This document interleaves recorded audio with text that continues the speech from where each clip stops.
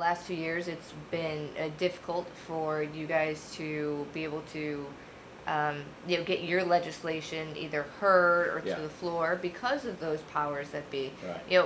Why should voters be voting for Democrats when it's, right now Republicans hold all the cards? Well, I think we have to.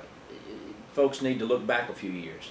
Tennessee is a well-run state, and it has been for the last at least quarter century. And Democrats have been in charge. Maybe at the national level, Democrats, there's a bigger tent up there, and maybe they're a little different than Tennessee Democrats. But we've run the state pretty well, and we want to continue to do that. Our focus last time when we came in was jobs. The majority took it right off that focus.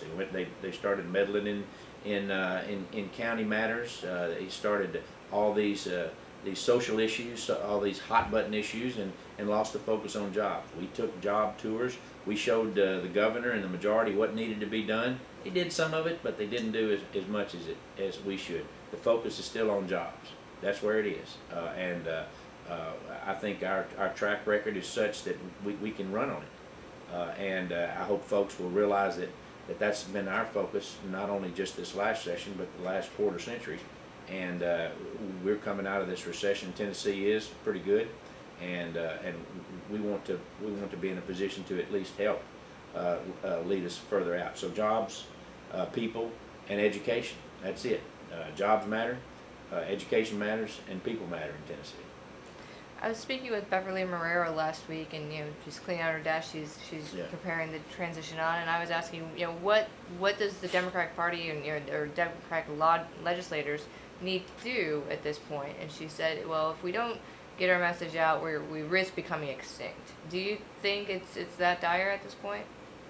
Well, no, I don't think it's dire, but I think from my personal perspective as maybe a little more conservative rural Democrat, I think we don't want to become just a party that's factional, like Georgia, for instance, that just serves one area of the community.